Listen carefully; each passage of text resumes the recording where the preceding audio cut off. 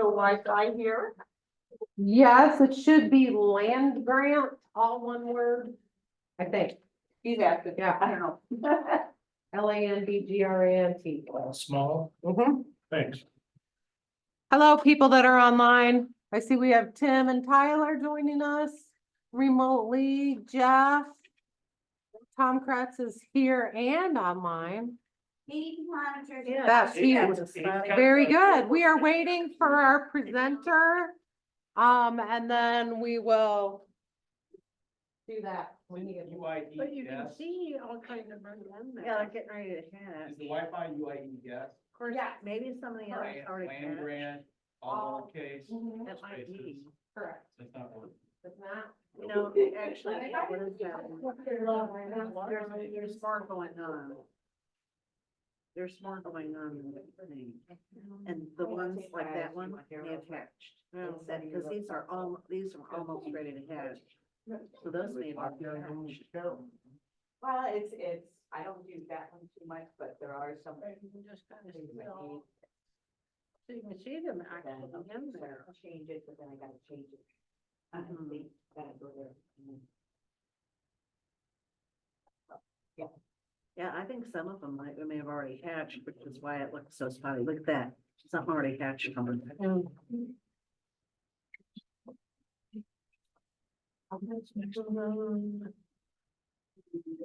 You two can have chicken.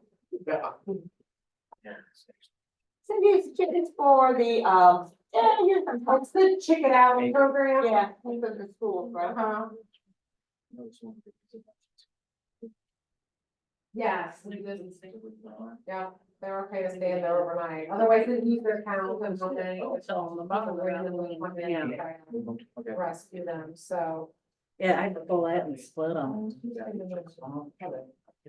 You do? Is this a tree? We have a bunch coming on Monday. Our own chicken. Be proud of both already. Proud chicken papa.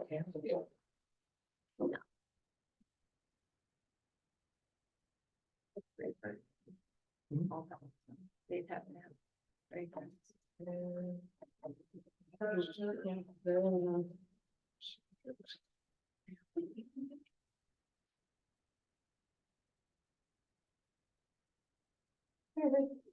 Got it?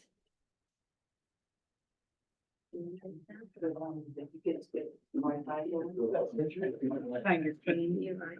We did it in one of That's them. clean. Wish mark. I own friend. She was supposed to. I saw him walk Oh, by. I saw that right there. Real quick. He's- Yeah, there he's she with is. I love him dearly.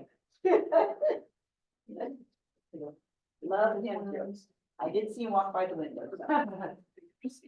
Please. Why? Get the sound down up there, right? Yes, they can hear us, but they can't see us. Is that what you're asking? Yep. Okay. That's just- I knew that. I did, I thought I saw him walk by there. You did. So how's everybody trying to do it? With the ball building. A lot of theirs was empty. Yeah, last year. I remember Oh, when you're I using saw it, huh? Are they coming? Still need. Or you to doing it? And that was the way. Bertha Called thought Tom it this was. afternoon to see if She he had still needed meetings. to double up. And he said, we've got a meeting tonight. So, all right.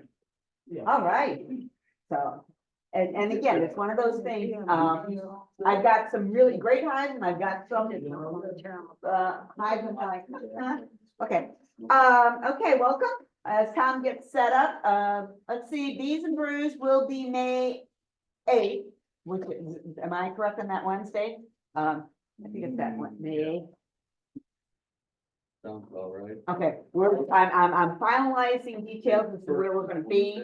Yeah, and so we're finalizing, where we're gonna be on that particular day. Next month's meeting is on, pests and diseases and treatments and that kind of stuff, because again, that's one of the things you have to stay on top of as far as monitoring that, as well as what we're doing tonight with that splitting and being able to do it. I will tell you right now that I was always intimidated by splitting until I heard Tom talk and kind of like, I think I can do that. All right, let's see, what else? There's a, huh? June? Are we arranging for Jim to No. talk here? No, yeah, yes. next month is May, Right, that's Arthur, right. and then Arthur's passed, May. you just announced that. yeah, but and then I'll- June, I'll that, do that- them. June. Yeah, our state inspector, Jim Wellwood, will be, presenting in here within that. So again, so we've got some things going on there and we're hoping to try and get him out for a hands-on presentation out at the club high. Okay. Yeah.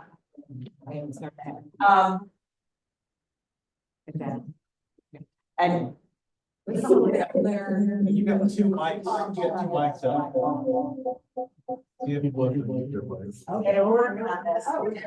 From, I don't know. Oh, it just happened all of a sudden. Yeah. It's fine for a minute. But, For those of you trying to get on the Wi-Fi, try Go Illini. All right, is it better? Okay, now he says. Okay, now? Excuse me. Yeah. Okay. Oh, It was if you fine. got a troublemaker. What did okay, now to follow up on this, okay, I'm gonna get a couple queens from Michael Voss. He's given the club a couple queens. So I'm gonna do a split on Friday and a split on Saturday out at the club hive. So anybody wants to come help observe those kind of things. I typically run 11 to 2 is where I go. All I ask is you let me know that you're coming because we'll see what the weather brings us, so, and stuff. So I'm gonna go in and on Wednesday and look. So, I was just gonna do Friday, but I'll do one on Friday and one on Saturday, just so if somebody wants to come out and see that being physically done, that sometimes is helpful within that. So I'm planning on that. And again, I, at the club hives, I come in, I invite you out once a week, and I vary it between Friday, Saturday, Sunday, and Monday. Just let me know. And we can put you to work and there might be some things you can do. We might, I've got 5 swarm traps up out there. We've got a couple more to put up. So it may be a little bit of maintenance on the hives too. I could always use help. How Just many let me- hives are there now? I currently have 6. So I'm gonna split. And my goal is, one of the things I'm trying to do with the splits is I don't need more club hives, but there's a possibility of having hives at Unity. And I've got some, I'm doing a pollinator week, a bee week, a buzz week or something like that, the first week of June. I'm gonna have the kids help paint hives, learn about bees, and then hopefully, and then mentor one of the workers there to become the beekeeper out there. So again, trying to get kids involved with hives. So as far as like, even with the club hives, I have some kids suits, I have some spare suits. So if you've got kids, sometimes if you want to, that might want to be interested in learning about bees, that is also a possibility within that. So be aware of swarms.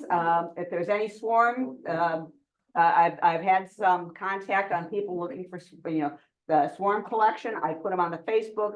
If I've got enough newsletter within it. So I'm more than willing to share with other people that. Anything else I should add that I missed? Equipment. Okay. checkouts, Yeah, so the library. oxalic acids, Cynthia has that. The oxalic acid might be one thing that you might want to possibly check out, use within that. The extraction and stuff is probably a little bit later, unless you lost some hives and need to spin out, that's okay. But Cynthia is that, she's also our librarian. So we also have probably close to 200 books. We have probably 200 books. You can go in there and look and say, hey, I'm interested in this book. I'm not sure if it's worth me buying it. You go look at it. Hey, yeah, that's a book that gives me information.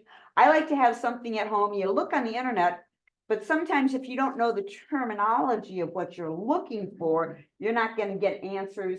So I like to have 1 or 2 books as a reference type that I can flip through. I'm a picture person. I like my little pictures within that. So she's got the library. It's all done at, what's your address? 1540 East College. Yeah, it's close to Kroger on College. So it's in that little strip, I call it a strip mall, Yes. in that area, behind Dairy Queen. Dairy Queen's right there. So that's a good landmark of where she's at. All right. Anything you want to add? Nope, Go to work, buddy. yeah. Okay.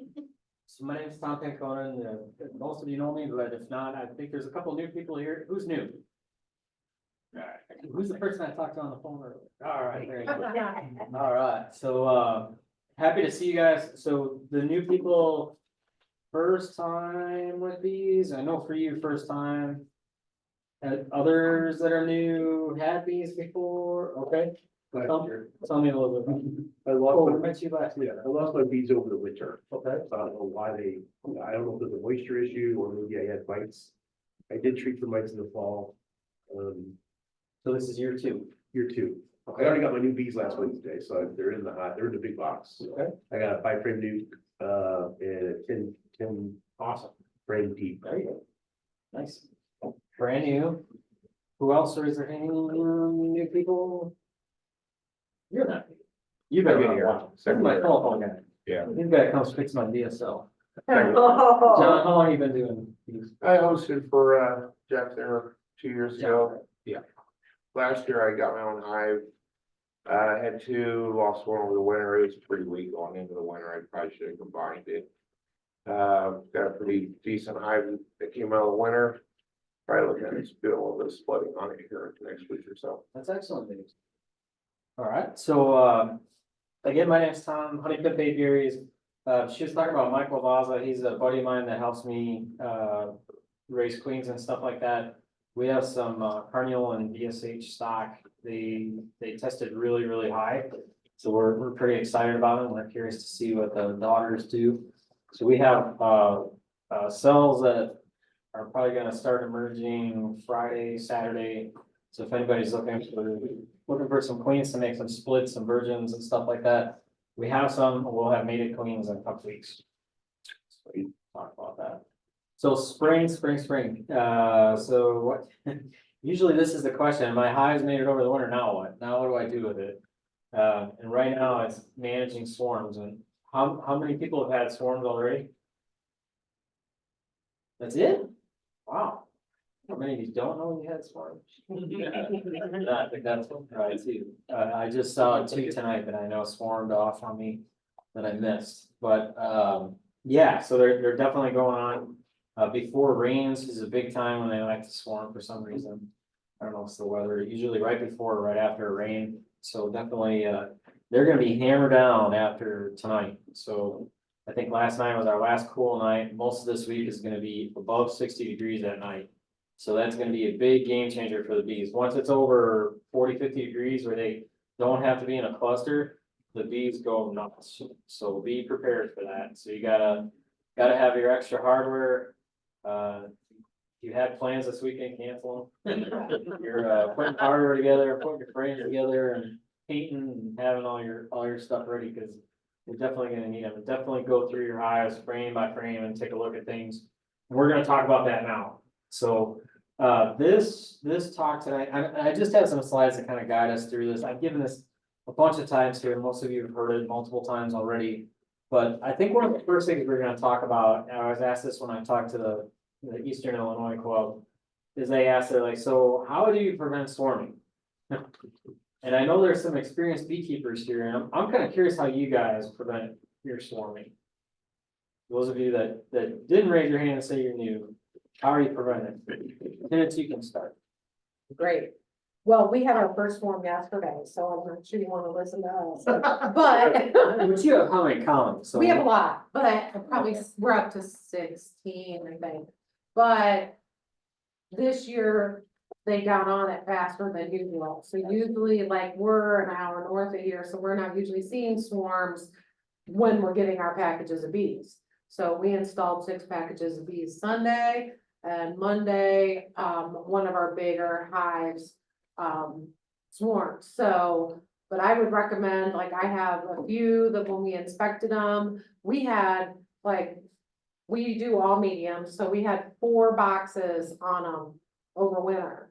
And the top box, of course, is all honey. The second box down was mostly honey. still, Now now it's all bees, all the way to the top. And there's, so 4 boxes of bees. yes. Now, what does that mean when you say 4 boxes of bees? Is that? That means there's bees on every frame and every frame is full of bees and they probably had, I counted probably 8 full capped brood brood frames plus others, so a couple of those, we just put honey supers on them already. But we should split the ones that are like that, and I would just cut them in half and keep the queen in one half, the bees in the other, but Tom will tell us more about how to do an accurate split. That's a 50-50 split.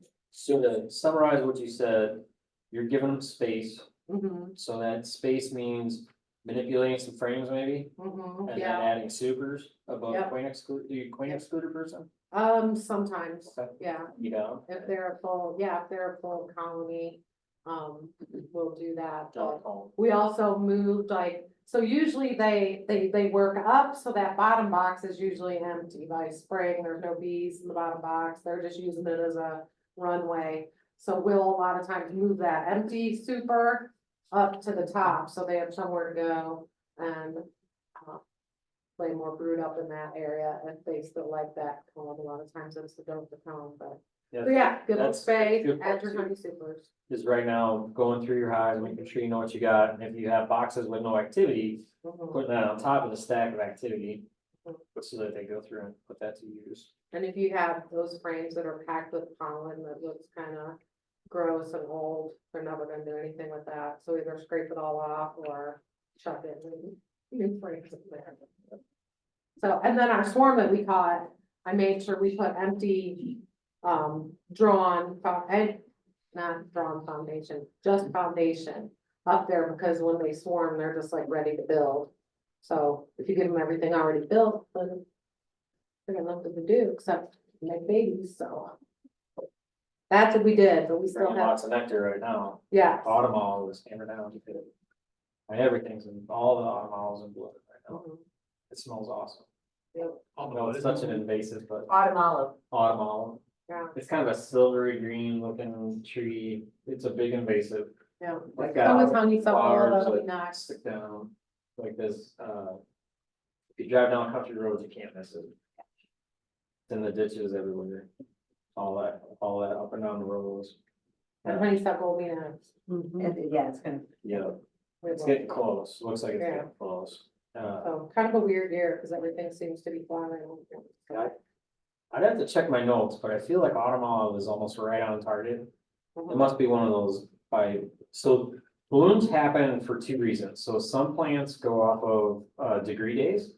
So off of heat, and then there's other plants that go off of sun. So that, like, for example, soybeans is one that I always remember, is off of sun, not off of degree days. So, that's gonna be pretty consistent, where degree days, you never know, but it seems like right about now is usually when autumn olives is going like gangbusters, but it seems like a lot of the other stuff is super early, like, the maples. I had maples popping in February, and I think that's a record for me. Yeah. I feel like we're about 2 weeks, maybe ahead on most of the blooms. Dandelions, I had dandelions in December. I had lots of dandelions in end of February, which is a first for me. So it's a weird year for sure. All right, so other people that have had these for, did you have a question? Someone? No, I was gonna say, so, our cherry tree last year got, bit really hard, so no cherries. Frost. And I think frost, it was a freeze, I think. I think a lot of other flowering things could have been frozen as well. So I think usually what happens is you get a tree or something, if it freezes one year, the next year it really produces. So you see a lot more flowers this year from everything. Yeah, because you'll have energy because it didn't do the energy shippers. Right. It seemed like the Montrachet, I think is the name of it, right? Montrachet The mock warranty. bloom with the absolute worst time. Yes. Like you can pretty much bet your dollar on it, that it's gonna freeze. As soon as it's ready to pop. We're usually pretty lucky. Maybe last year was the first one where we had a freeze that got us, so. Anyway. So for other people that have overwintered, so like, what are you guys doing to manage swarming? Shiver Duckers, how about you guys? We have few hives that we're putting on drones, and pretty strong, so we basically made our splits from that. And we're watching them, just yesterday, we put on a couple honey supers. Queen excluder and a couple of honey supers to give them more space. You put the queen excluder at the bottom then, so she can't What's that? get out. You put the queen excluder at the bottom so she can't get out then, or? No, I put it above the two brood chambers. Okay. Yeah, so that's a Just good to put question. on for basically, it gives them, more space to be able to have room and so they're less likely to swarm. Anybody who says they got swarming under control is fooling themselves. So actually, that's a really good question. So, you asked the right thing whether you realize it or not. Is to say like, what you probably meant was, how many brood boxes do you have? So just spoiler alert, bees don't care if you call it a brood box or a honey super. Yeah. They'll lay wherever they got space and wherever you let her lay. So don't get those things confused, and you can use a mix and match of whatever you want. The bees don't care. So now that said, you could run singles or doubles for brood chambers, and that's, I think where you're going with this maybe, is he running doubles or singles for that? So, the way you manage singles is way different than doubles. Singles is not for beginners. You definitely gotta be in your bees every week, especially this time of year when they start exploding. Otherwise, you're gonna lose them, they're gonna go up the tree. Okay, I also think he was thinking, is there, To can I, prevent the queen from getting out. yes, can Also- she Oh, stop I it? see. Can you stop them from swarming by preventing it from getting out? I don't think that's healthy for. You could, It could put it off. she's not gonna fit through there. Right. You're gonna have a mess on your hands because you're gonna have multiple queens and all Right, that stuff right. inside of there. And you can still have swarms with virgin queens too. Okay. Correct. They're still swarming. Tertiary, yeah. Your drones may get stuck too. And your drones can't get out the poop, so that's a bad thing. As well, because that's all that's gonna be inside of the hive, it's gonna be sick, for sure. But it is an emergency precaution, I guess you could do that for sure. So you're giving them space, you made splits, so let's see, you made splits 2 weeks ago, because I gave you some queens. Yeah. So how many frame splits are you making? I'm making real healthy splits. I'm, 4 or 5? no, more like, 3 frames, partial, full frames, and then I'm using a lot of shakes of bees. To get more of the bees out of the hive along with that split. So it's a good, and I'm actually putting those into other production size hives to. If they're not like they're going into a little nuke box, they're going into another full size hive. So that's definitely not, that's giving them some space by reducing the number of bees. Yeah, what I seen yesterday, I needed to get those honey supers on there and give them more space because they're doing really good. Yeah, if you don't have honey supers on, put them on tomorrow. Yeah, and then I've got another one that, a third one that is building nicely. They had 4 frames of brood in there and they're gonna be exploding here soon, so I put a couple supers on that one too. Yeah. Just to give them more space to try to get ahead of it, because man, once they really start getting serious about swarming, it's so hard to stop them. So Unless you just totally tear the hive apart and make 3-4 splits and then, you can stop them, but it's real hard to stop once they make up their mind. It is, and that's a great point. So when we say give them space, there's multiple ways we can give them space, so we can manipulate frames. And we can, like, they usually don't like to work those outside frames on the box, so we can move those outside frames to the inside of the cluster. Now, you gotta be cautious with that, because we did that last weekend, you could really make a mess of things, because it's cold. Now, if you're boiling with bees, you're okay, but if you're not boiling with bees, and you break that cluster, you're gonna have some consequences come from that, because they just can't keep that brood warm, so you'll see a lot of dead larvae out in front of the hive and chill, stuff like that. Now that it's warm at nighttime, you can start doing some of that stuff. You can break your cluster and put an empty frame in between it and do some of that. And I did that very thing tonight, as a matter of fact, when I was making. You're talking 30s Wednesday Yeah. night. Tomorrow night it's gonna get cold. Yeah. One frame in the middle of the cluster isn't so bad though. If you've got a good amount of bees, you put 1 frame in the middle. Yeah. When you say frame, it's a drawn frame already, or it's already a drawn frame? Yeah. Okay. Maybe. So that's another way to give them some space. Is Put them to work. sometimes they need activities, Yeah. right? So, giving them some foundation to draw isn't a bad idea if they're on a flow. If they're not on a flow, it's a bad idea, right? So in other words, you gotta have a flow, would be a nectar flow. So if you don't have food, right, it's hard to make make wax, right? So it's, what is it, 8 pounds of honey, you make 1 pound of wax. So it's incredibly resource intensive. So there's a lot of work to be done there, but if they're on a flow, which they're definitely on right now, they will draw wax beautifully. Now, let's talk about space, and then we're gonna go back to how do you know if there's a flow.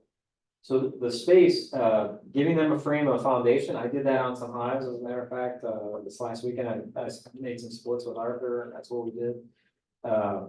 We took lots of brood out of some of his hives to give him some space. I did the same thing on some of mine. Then giving them the supers, that's gonna do 2 things for you. So that's gonna give you space for all those bees that are emerging to go do some work, right? To go do activities, tasks. But then it's also gonna give them a place to go move that nectar up. Because if you don't give them a place to put that nectar, they're gonna plug up your brood chambers down below, your hive bodies. So that's a problem, because when she runs out of room, she's gonna swarm. So you could have a low number of bees and still have them swarm because they don't have any room inside of that brood nest. Especially if you have a queen excluder out there, where she's stuck down in there. If you don't have supers on right now, I guarantee your brood chambers are plugged up with nectar or even capped honey. Cause I had a bunch over winter that still had capped goldenrod inside of the brood boxes and stuff like that. So now's a good time to take some of that honey out, put it in a box, extract it, let them rob it. There's lots of things to do with it. Put some frames in there and put them to work for sure. So what's funny is this is my normal slide that I would say this time of year of what should you be doing, and I would say you should be feeding. And right now, I would say you probably should not be feeding because you should have a good flow. But how do you know? So what are some signs that we know that there's a nectar flow on, besides seeing flowers? Well, if they're, got a nectar flow going on, they'll pretty much ignore the feed inside. That's a good point, yep. So, you know, They won't touch feeders. once they stop taking the feed, it's time to take that off and think about getting supers out there more. That's a good point. Now, I was just in a big hive and I was kind of surprised at the lack of nectar in there. I just pulled my feeders this weekend because they didn't touch them all week. Yeah, and so that's a great point. You might have one place, like we have yards, within a mile of each other, and some of them are dry, and some of them are packing in nectar. And they're like within a mile. And it's crazy, and that happens all through the season, and that can happen for a number of reasons. Besides whether there's nectar in the flowers, right? So, those are things to be aware of, but it's putting eyes on stuff. One way I would look for is, do you have a lot of wet nectar inside of the hive? Whether that's in honey supers, whether it's down in the brood chambers. And a lot of times if you shake the frame, it'll literally splash out. And that means they're literally bringing it in and trying to get it evaporated down. So that's one good way to know. Another good way, the way that I prefer to know whether you need to feed is to look at larvae. So larvae are gonna be the worms, right? So they're gonna be an egg for 3 days and larvae for 6 days. So when you look at those worms, then you gotta do whatever you gotta do to be able to see them. So for some of you, that might mean a magnifying glass. Some of you might be taking a picture with your camera and zooming in. Some of you might be having a buddy with you to say, nope, that's definitely larva right there. Keep looking. It might be a combination of all those things. You might need a flashlight. You might need sun at your back. A lot of things. I got some new glasses and I'm really struggling with seeing eggs, which is not good for me. And I'm having a heck of a time marking queens correctly, which is not a good thing for me. But so you got to do what you got to do to make you see them. So the larvae are going to look like worms, kind of like mealworms for the people just getting started. They look like tiny little mealworms. So an egg looks like a little white speck, like 0.5 millimeter. So they're really hard to see. If you didn't buy a hive yet, definitely get black foundation. My opinion. So me in general, because I don't see very You well. probably got some good. What I'll do is I'll take the frame and I'll, just like somebody's trying to see eggs and I'm shining that frame. And if I see white shining back out of those cells, I know there's larvae in there. Of course, you're talking about more the condition of the larva, other than just seeing the larva, but that's the way. You're gonna start I seeing typically larva. see the larva. That's for sure. Is seeing that white shine back at me. And then also another thing that, is a good indication of a flow going on is if you're starting to see the white wax. That's I've got a. light wax. Well, brandy wax is gonna be real whitish, and I have yesterday, I looked at one of our drone frames that we have that's off to the side, and you can see they're really filling it out nice, and So that's you a, can see that white wax. that's another interesting point. Because normally this time of year, I have lots of dark yellow wax that's coming in, like bright, vivid yellow wax, and it's coming from the dandelions. And right now I got white wax coming in because they're working the autumn olives and they're working other things that are in bloom out there. So it definitely tells me we're a bit ahead on some of that stuff, but the larva, back to the little worms, is looking at it. So once the egg hatches, they're gonna feed it, and they're gonna feed it royal jelly. And that royal jelly, I got some pictures here coming in a little bit, but it's gonna look like a off tinted water, like it's not clear. So it'll be kind of hazy, shiny for sure. So that's what you're looking for. And if you see larvae that are dry and they're not wet, that means you gotta feed. You gotta feed right now. That's your gauge. So you don't ask your neighbor, are you feeding? I mean, that's a good, you can start with that. But there's no substitute for getting in and looking at your bees. And that way, you know what's going on. You gotta look at the frames. So you might not have to pull every single frame in the hive. But I would definitely go, certain times of year you have to pull all of them. Other times you can pull a few and kind of get an idea of what's going on. That'll come with experience, but when you're new, check them all out, see what's going on, take lots of pictures. Write it down, take notes, do all the things, right? Enjoy your time. If you don't take notes, you're just guessing that things are ahead this year, right? I have a friend that taught me how to raise queens. He's Amish, and he's got a book from his grandpa, and then he's got his book, and it says every single thing that blooms in the year is written down in this book for actually it's 3 generations. He's got this book in Arthur, Illinois.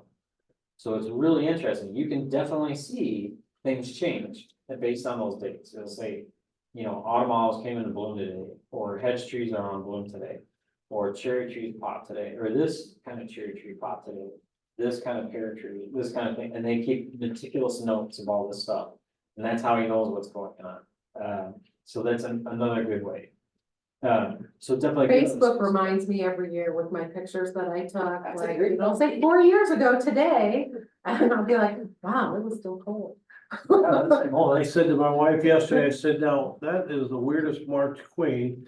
They were bringing a bunch of red pollen in. Oh, he thought the red pollen was the queen. At first, and then it was, then we see a few more, but I was like, It's like a super bright orange. Yeah. Almost red, yeah. yeah. And that threw me too, because last year's color was red. I did see that too. That caught me for sure a few times when I was looking for queens last week with Arthur. So, all right, so let's talk about, what do we do when they want to swarm? So my favorite thing to do is to make splits. So the reason why I want you to make splits, nobody believes me, but it's to stop buying bees from me. So, I want you to learn how to be, sustainable. Because once you learn how to do that, it's very powerful. You can do a lot of things. You can fix things, you can help your neighbors, you can help your friends, you can help strangers. You can do all kinds of stuff. You can make increases, you can make more honey. You can give bees to a kid that wants to learn how to start doing bees. You can do all kinds of neat stuff once you learn how to do this. And you can still buy queens to make splits. So, and sometimes it doesn't work out. So sometimes you still gotta buy bees, but you gotta try. That's the bottom line. So this is kind of some of my rules here is I always kind of jokingly say, it's the blackjack rule. So what do you do when you got 2 queens? You split it, right? Blackjack. So same thing here. So what does that mean when you have a queen? So, when you have a queen means maybe I went and bought a queen. You know, like I said, we got some queens that are cells. Tomorrow it'll be set in hives, and they'll be emerging this weekend, Friday, Saturday. In that time frame. That's a way to get queens. You could buy mated queens from somebody somewhere. You could have a queen set. You could have a queen cup with a larva in it. You could make some of that, which we're gonna talk about in a minute. You could put a hive into a situation to make a queen. But bottom line, you have two queens, make a split. And if you don't, they're gonna split. So it's one or the other. Either they play by your rules or you play by their rules. So one or the other. So, one of the tricky bits here is, you have to pay attention. And you gotta be in your bees, right, to see this stuff.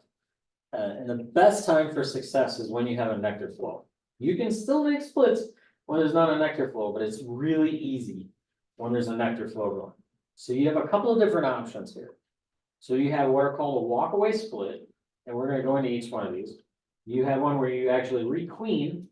You use queen cells, and I should put queen cells and or virgin queens on mated queens. Or you could do something that's called on the spot queenering, which kind of is like, it's kind of like walkaway split, but a little different, but you're putting them into a situation to make queens. And actually, that the on the spot queenering is one of my favorites because it's super duper approachable. It's a really easy way to do it. All right, so a walkaway split. This, and a lot of people think I'm very against this one. And actually, this is a really good method of managing bees when you're in town. So like, for example, my girlfriend, she has 2 hives in her backyard. She has very little desire to have more than 2 hives. Legally, she can only have 2. Her neighbors don't really care, so they're not gonna report her. Matter of fact, they dig the bees quite a bit. But she really wants 2 hives, and that's it. So a walkaway split is a great way to slow your bees down. It's kind of like giving them a pause button and being able to take some time. Now, sometimes if you want to raise bees though, like if you want to make splits and you want to have a good honey yield and stuff like that, a walkaway split isn't the best decision because you're basically giving them that pause button for 5 to 6 weeks. And around here, when you're going to want to do a walkaway split is right about now, or maybe a week or 2 ago. You probably would have had disastrous results if you would have done it a week ago. Maybe not. It just depends how many bees you got. But when I say 5 to 6 weeks, here's why. So how many days does it take for a queen to emerge? 16. 16 days, right? So what's called a little over 2 weeks, right? So then it takes her a couple of days once she's emerged to be able to fly.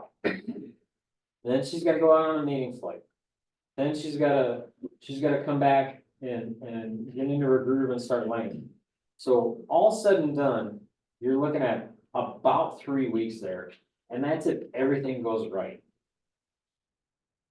Do we ever really have good weather in the spring where everything goes right? This year it has, for sure. Like we've had a super dry spring, in my opinion. Farmers are definitely a little concerned but normally it's like raining every other day or raining in the morning or raining at night or something like that. Those aren't good conditions for getting queens mated. Like a lot of times our first round of queens takes us 3, 4, sometimes up to 5 weeks to get them mated and starting to lay good patterns. So it's a tricky time to do that. So then once she lays that egg, it's gonna be how many weeks until that bee emerges? 3 weeks, right? 21 days. So now right there, so you're at 5 to 6 weeks for that to start seeing increases inside of that hive. So that's why it's a great way to have a pause button, right? To say, I've had enough of these bees. They gotta relax. I got other things to do. It's crappie season. I wanna go fishing, or I wanna go chase turkeys, or I wanna go on vacation or something like that. A walkaway split's a good decision there. But if you're trying to make honey, you're trying to make bees, or you're trying to make increases to bump your hive counts or to have more hives next year, those kinds of things, it's not necessarily the best method. So only you can say whether it's a good idea. So now the way you do this, traditionally what people will tell you is you just crack your 2 brood boxes apart put your top brood box on another bottom board and put a lid on top of it. I say that that's an extremely risky thing to do. What I would encourage you to do instead is, in all these methods, I would say invite a friend over. So find a bee buddy, go shake hands here, say, hey, you guys wanna work bees together or something like that? Come hang out, whatever, make some friends. Because this is a lot easier and a lot more fun to do it with somebody else. So, what I like to do is get another box next to it, and I like to sort everything out. So I say, one frame of dark brood, one frame of dark brood, one frame of light brood, one frame of light brood, one frame of eggs and larvae, one frame of eggs and larvae, one frame of honey, one frame of honey. And keep going through all your stuff that's in there. So everybody has equal resources. Now, ideally, you'll know which one has the queen, but it really doesn't matter. If you do know which one is the queen, what I like to do is I like to put her in a location that wasn't where the original hive is, just because. I'd rather have the hive without the queen, have where all the foragers are gonna go back in just to give it a boost. Do you have to? No, not at all. So this is a good method if you're really struggling with spotting queens, which is extremely common, right? Sometimes you just can't. It took me 2 hours to go through 4 hives trying out queens this weekend. It was disgusting myself. For other people, they say, wow, that's the fastest I've ever been able to go through hives, but it just depends. And I've also spent 2 hours going through one hive trying to find a queen. It just, sometimes it's really tough. And there's tricks to that we'll get to in a little bit. So once you have these hives split equally, so they have equal resources, the big thing there is that they both have eggs. Because if you don't have eggs and larvae, they can't make a queen. So if you just crack those 2 boxes, and you put that top box on another bottom board, and put a lid on there, that could have all been honey. It might have all been cat brood. So they might not have been able to have an egg that could turn into a larva that they can make into a queen, or a larva the right age that they can turn into a queen. And then you just put yourself into a much longer period and could take a chance of losing some of those bees, or you'd have to combine them back and just have some hassles. So that's why I say just kind of balance them out and be in good shape there. So you'll see each of these kind of end with the same story here is kind of go in and look maybe a week later, make sure you got queen cells, that kind of thing. And then a couple weeks later, make sure you're starting to see eggs. Questions about this method? Yeah. Now, one of the things, and you can, my philosophy is the one that they took from, I make sure they have more eggs, right? A little heavy on the dark brood where the queen is, Yeah. since she's not gonna have any forage. There's lots of strategies there. So trying to get more that are gonna help her real quick. in So that. what PK is saying here is that, so to make a good quality queen, let's talk about that first. Okay. So to make a good queen, you gotta have lots of nurse bees. I think it's like 7,000 visits or something that it goes to that larva from the time that egg hatches until it gets cat brooded, 7,000 visits. So it's extremely labor intensive. I mean, it doesn't seem like a big deal, but then when you look at what's a deep frame, 6,500 cells or something like that, 7,000 cells, multiply that times how many frames of eggs and larvae you have, that's a lot of work, right? That's a lot of labor that has to go feed them. If you don't have enough nurse bees to be able to do that work to produce the royal jelly and then to do the work, you're not gonna have good quality queens. So you wanna have lots of nurse bees in that hive that's gonna be making a queen. So that's kind of why I like the on the spot method the best, but you can make good queens with walkaway queens. So the other thing PK is talking about is understanding the life cycle of a bee. So understanding that 3 weeks is an egg, 6 days is a larva, and then whatever 15 days is as I have to do the math here. I'm terrible at that. But whatever 21 days minus the 9 is how 11 days, right? No, 12 days. There it is. So 12 days later is when they're gonna come out underneath that cat brood. So once you understand those things, and you understand that it's 16 days for a queen and 21 days for a worker, and then what is it, 24 days for a drone, you gotta memorize those things, or write it down and be a place to go look at it. Once you understand it, you can then figure out I like to think of it as a fuse, right? So if you have a firecracker, you have a long fuse, it's gonna take a while before it goes bang. If you have a really short fuse, it's gonna go bang really fast. So, by deciding whether you put dark frames of brood in there, that's the short fuse firecracker. By putting eggs and larvae, that's the really long fuse. So if you wanna slow that hive down, you take out the dark brood. And if you wanna speed it up, you give it dark brood. So those are the rules of beekeeping when you're going through and doing your weekly inspections and balancing your hives out. Is always trying to figure out, well, this one's weak, so I gotta give it some of this dark brood from the one that's going bonkers, right?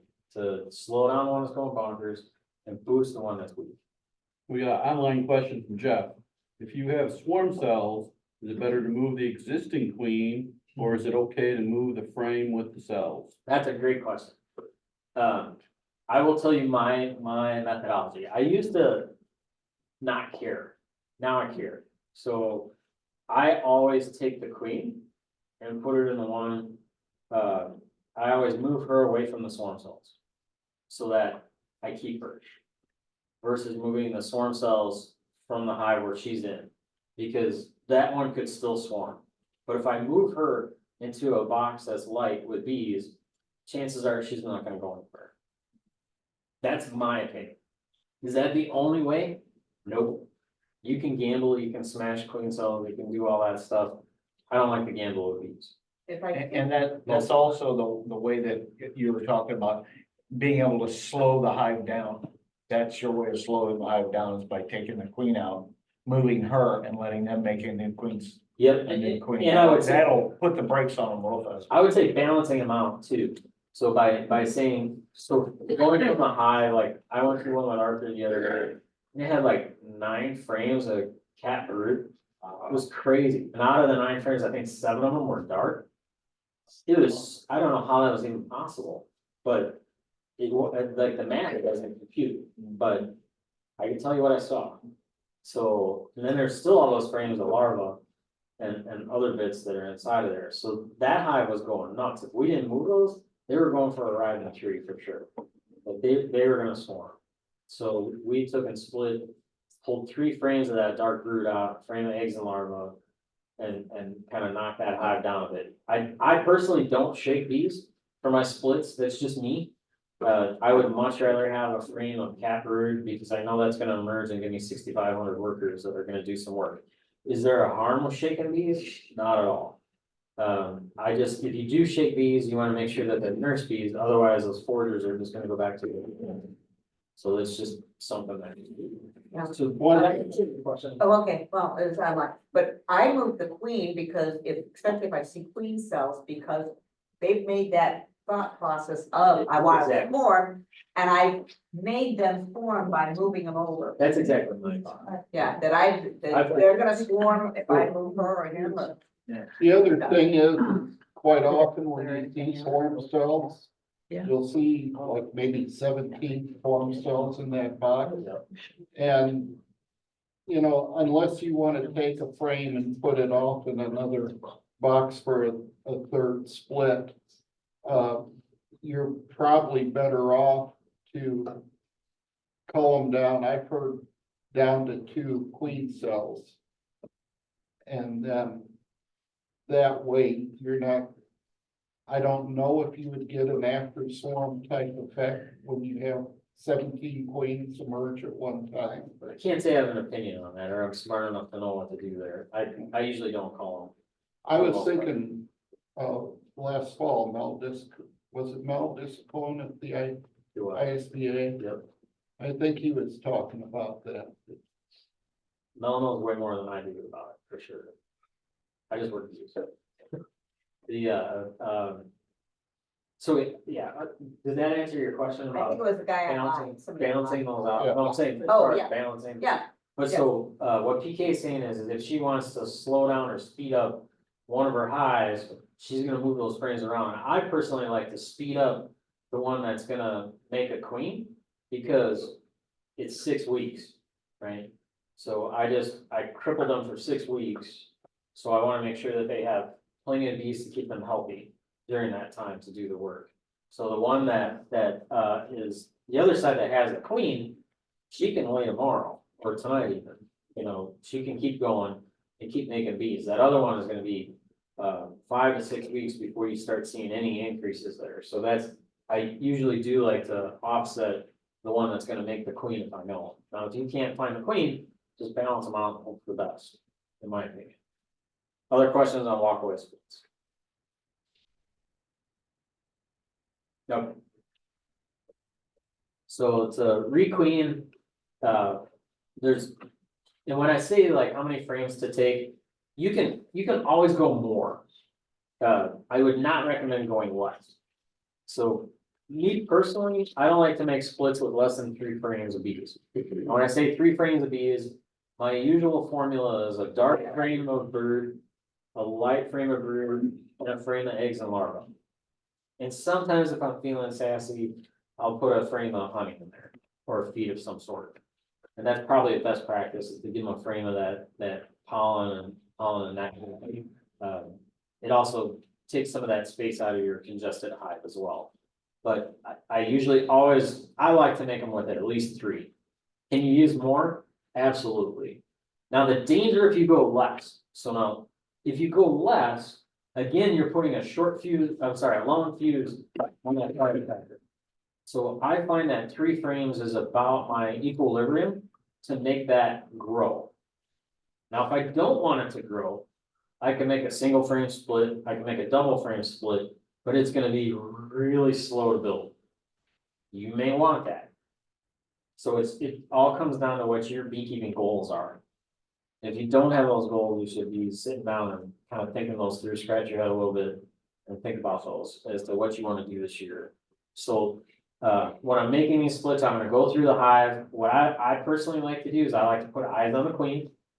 And then I'll put that queen in a nuke box, and then I'll go through and cherry pick what I want out of that hive. So I usually take an inventory out of it, and then I'll pull out what I need to do to slow that hive down. So in English, I may have one set of choices in one hive that are very different than the choices in another hive. I can mix and match frames across all my hives, and I know that's a hot topic with people that they don't agree with, but I do it all the time, and every commercial beekeeper, anybody that runs more than a couple hives, does it all the time with success. So they might have a little bit of a ruckus for a minute or two, but it'll all work out. It's kind of like putting new chickens in a coop. They'll work it out and everything will be fine, most of the time. Well, you remove them from their hive and they're much less territorial. There's that too. So ideally, if you take nurse bees, they don't know any better to be aggressive, right? So that's also, so if you're taking emerging frames of brood, you're not gonna have that ruckus. If you take foragers, they're the ones that are always scrappy anyways. So that's just kind of a rule of thumb. Chasing it back to the car. Love that. He said chasing you back to the car. Right. Yeah, I had some of those tonight. They wanted to staple my socks to my hooks, but they were not friendly. They had a no visitor sign. So I make that 3 frame split, minimum 3 frames. And I'm gonna, like if I do this, I usually put it in a nuke, because again, I want it to build. If, depending on my circumstances, if I want it to build really fast, I'll give it drawn comb. I usually don't have any drawn comb. So I'm gonna put 2 new frames on the outside. So I'll have 3 frames in the middle, and then I'll put a new frame on the outsides of it. Make like a frame sandwich there, and I'm gonna put a feeder on that hive. And I'm gonna then decide what I wanna do with it. So either that's where I'm gonna either take a frame with a queen cell in that split, or I'm gonna put a cell that I either have or you buy from somebody like me. Or I'm gonna put an unmated queen in there, or I could put a mated queen in there. Those are your choices for this method. So you could do that with anything. So if your hives are getting swarmy, you could make this kind of a split. So you could take that one hive and tear it down to a bunch of splits. You could make one split off of it. It all, again, depends on what your goals are, if you wanna make increases or not. Or if you wanna, like I said, Kathy only wants to have 2 hives in her yard. So she does not want to have a whole bunch of nukes all over the place. Actually, she does want to make a split this year, and she did. So hopefully she's gonna see some eggs next week with hers. But it's a good goal to have a nuke for every hive that you have, because that gives you a resource hive to add brood when it's weak, or to have a queen in case something goes wrong, to be able to put that on top of a drone layer, any of that kind of stuff, especially if you got old queens from over winter. It's great to have that nuke, because when she starts laying drone, you can switch her and put that on top and everything works out. You don't have to go buy, you don't have to be in a pinch and have to work around someone else's schedule. It gives you a lot of flexibility. So before, if I'm gonna put a mated queen in there or a virgin queen or something like that, I like to let it set for a little bit of time, and that depends on my situation. Safety sake, wait overnight is a good rule of thumb to add that virgin queen or a mated queen. Sometimes it's even a good idea to wait overnight to put a queen cell in there. Sometimes I'll tear down that cell. It's kind of rare, but you can also use a cell protector to keep them from doing that as well. Yep, so you add your cage and then check for eggs in a week, depending on the situation, right? So if you put in a queen cell or you put in an unmated queen, it might be 2 weeks, it might be 3 weeks. If you put in a mated queen, you should see it pretty quick. You should start seeing eggs inside of there. Now, a lot of people panic when they have a new queen inside of the hive, if they put a swarm cell or they bought a cell or they put an unmated queen in there. It takes her a little while to start laying eggs correctly. So you might see like an egg over here, an egg over here, an egg down here, and a couple eggs in this cell, a couple eggs. It takes her a little bit to get dialed in. So be patient with her. Then you'll start seeing beautiful patterns after a week or two of her laying.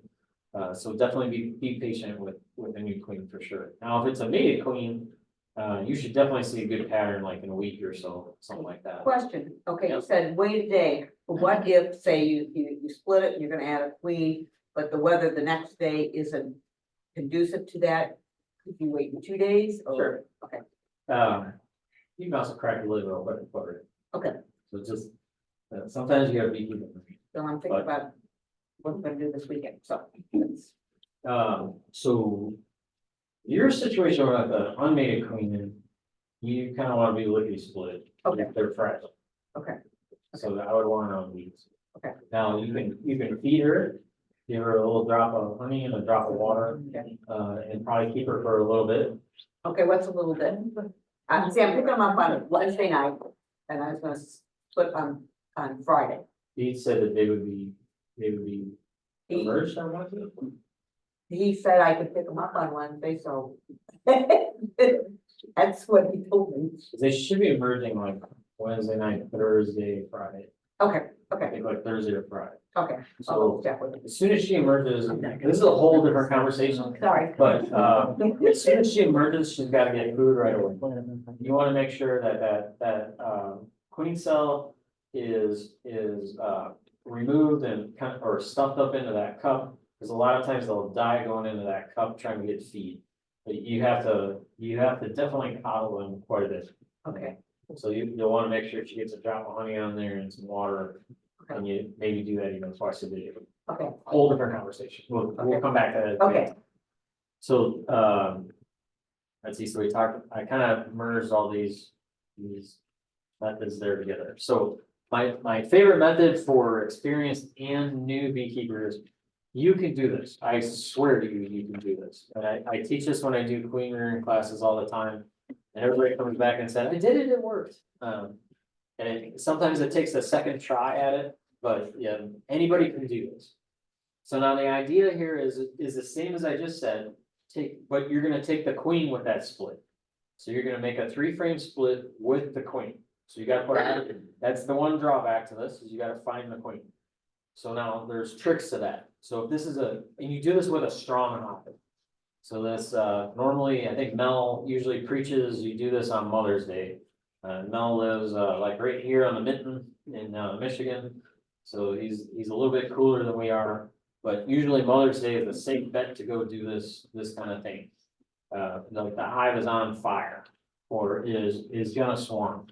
So that's a good time to go do this. So you're gonna look for her. Now, if you can't find queens, I'll tell you a trick to this, and I probably said this to 10 people on the phone this week. So, buy some extra queen excluders and put an excluder between each of your boxes. So if you have two brood boxes, you're gonna have, an excluder between box one and box two, and then one above box two. So, what you're doing then is you come back in 4 or 5 days and see where your eggs are, which box has eggs. So the one that has eggs, then you only got 10 frames to dig through, and not 20, 30, 40, in their case, 40, right? So she said they have four boxes that their hive is in right now. So that's a way to kind of break it down and know that she's in those 10 frames. So like when I was going through this with Arthur the other day, we took his top box off, put it on a lid on another hive, and went through that separately so that she couldn't run from one frame down to the box below. So same thing with that excluder, that'll keep her from jumping between frames. So that's a good way to isolate it down. Again, invite your bee buddy over, or two buddies to come through. That's why I was there with Arthur, is we were trying to just put more eyes on it, to be able to go through and to do it a little bit quicker. He helps me out all the time with it. I help him out with it too, when he asks, but definitely get some friends to do this. It's a lot more fun to do. So you're gonna take a 3-frame split with your queen and set her aside. That could be in a nuke, that could be in a 10-frame box, an 8-frame box, whatever. So you're gonna set her aside. Now that other hive that has all these resources is gonna make beautiful queen cells, because there's lots of bees. There's lots of young worker bees that are making royal jelly and are doing the things, right? They're your workers that go and tend that larva. So in that hive, what you're gonna do is go find a frame of eggs. And you're gonna take your hive tool and you're gonna notch the very bottom of those egg cells. And I like to do it 3 spots. So I'll do like over here, and over here. So left, middle, and right. And you could do it low, high, whatever, wherever you see good cells. And you're just gonna notch the very bottom of those cells, the width of your hive tool. So kind of wipe the schmutz off, so you got a nice clean edge, just press it in. And what they'll do is they'll make queen cells out of those eggs. You can go back in and you can do as many of these as you want. So maybe you want to tear that hive down and make 5 splits out of it, make 5 queens, and they're making splits, whatever. It just depends on how many eggs you got and what your resources look like. But you can make 1 split, you can make multiple splits from your. However many frames you notch are the ones that are gonna have make queen cells. So is that part clear? So then you're gonna look, I like to look back in a couple of days to see if they've started to make those into, so I notch, or I mark with a Sharpie, or I'll take my hive tool and put a mark on the top of the frame that I notched, so it's easy to find that frame, so you don't have to remember. And then I like to go look and see if they're starting to make queen cells. If they're not, you gotta shuffle through and try and find those eggs, so that if you do that in a day or two, you still have some eggs to be able to notch. That gives you a little wiggle room. But you should start seeing queen cells inside of there.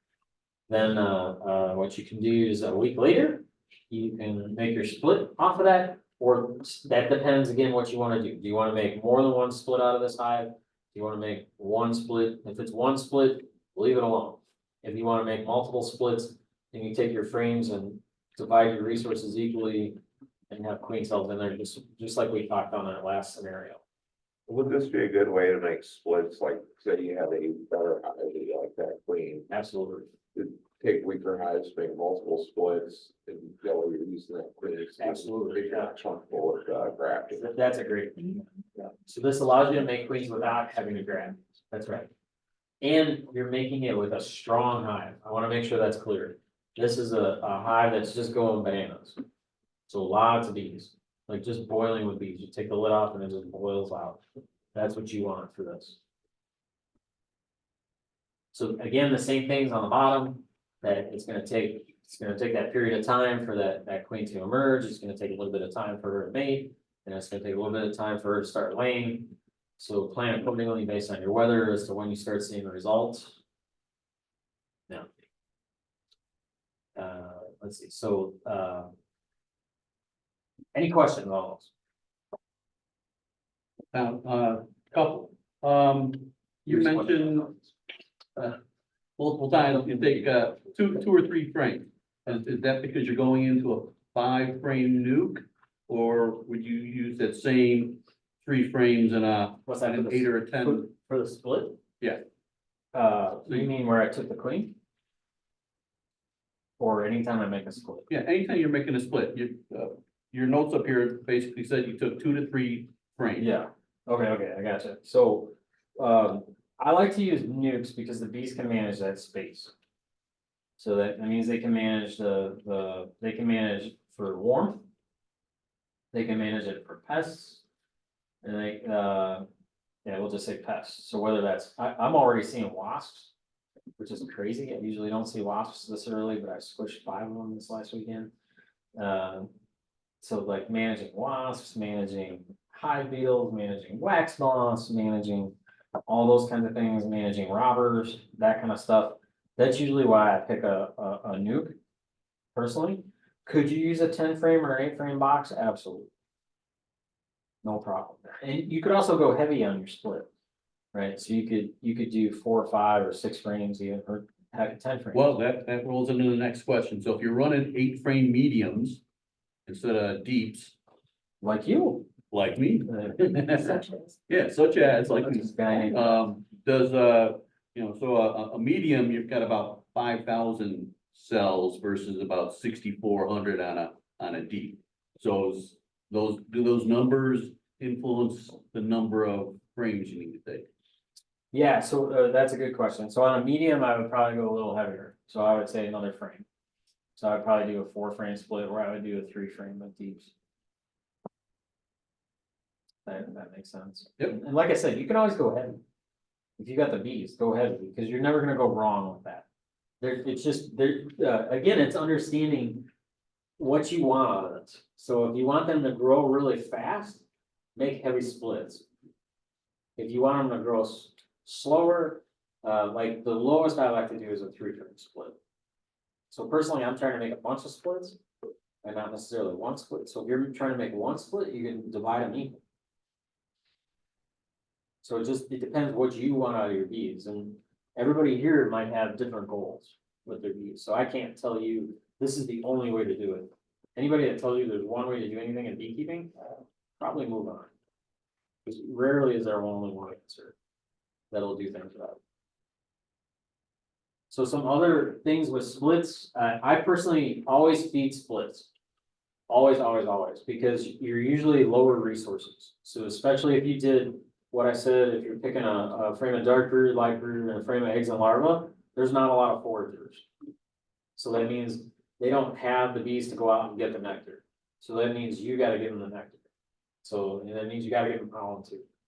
So they might not take it, but offer it to them. So you can do that pollen in a pollen sub, whether that's dry, whether that's a piece of a pollen patty, whether that's a frame of pollen, or a combination of all of it, whatever.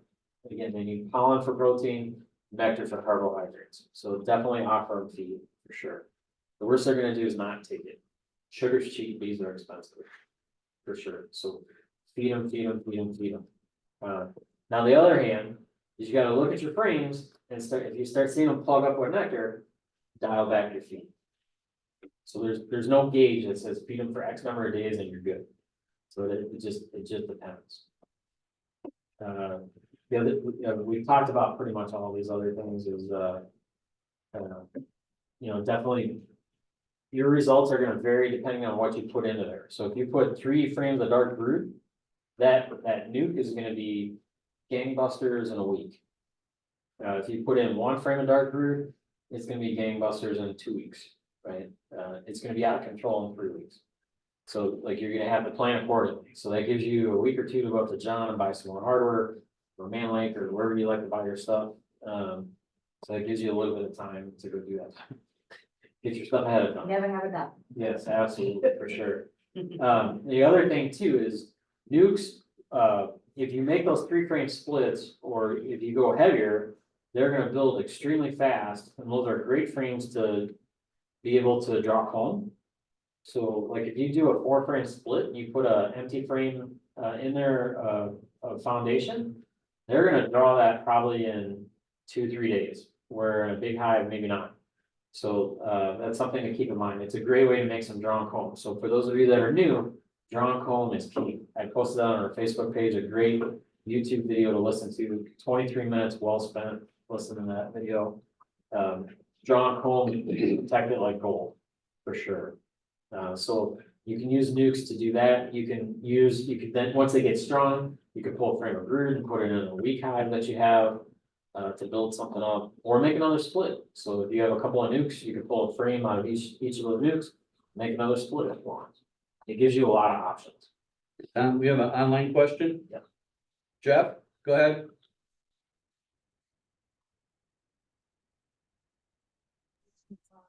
Can you hear me? Now again, here you go. Can Yeah. you hear me? I agree. All right.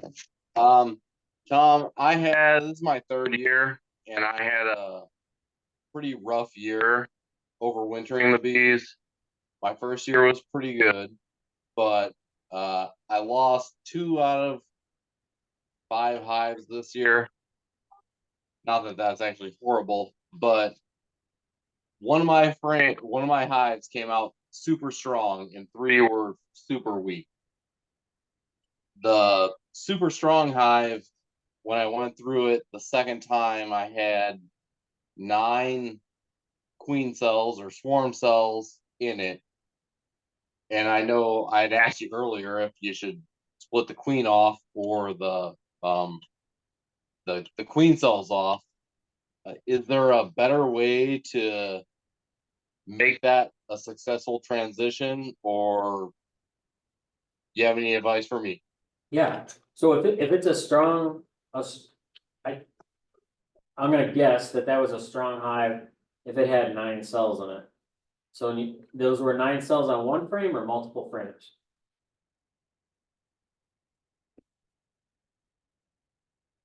Jeff. All right, let's talk through the 2 scenarios. Sorry, hold on. Sorry. They were on just trying to make the phone work. They were on multiple different frames.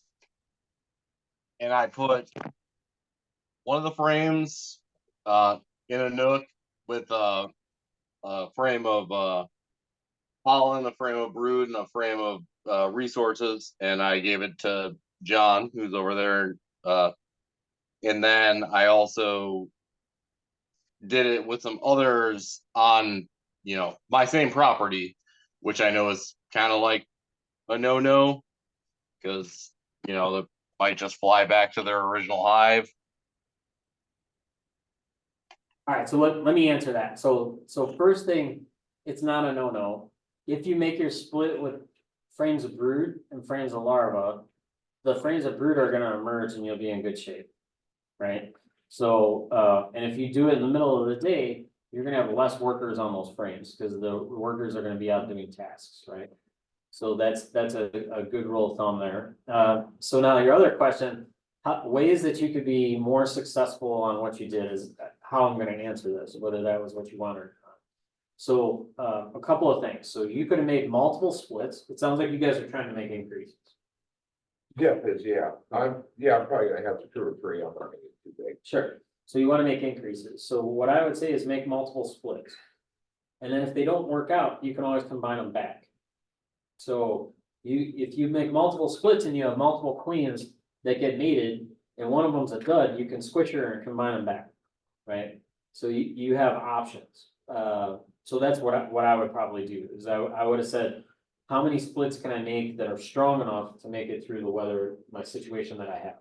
So if I have 3 or 4 frames of bees, especially if it was last weekend, I'd want 3 to 4 frames of bees for sure. I probably would have gone 4 with the cold nights. Now next weekend, I'd probably. Yeah, it was I hadn't seen anything like that before. Like I opened up my hive and like there were so many bees, I couldn't even see the queen. I mean, I've always been able to find my queen in my hives, but this thing was bubbling over so much, I knew they were ready to go. Well, that's, did I answer your question? Yes, you did, Tom. Thank you. So, yeah.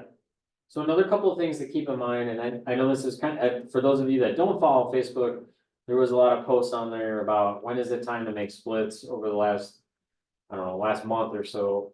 And one of the things that I know I was saying, and like Mike Lavazza was saying, and some others, is the only way you know is to be able to see your drone population or your drone larva. So, drone larva, they're stuck up above your workers, they look like popcorn kind of on the frame.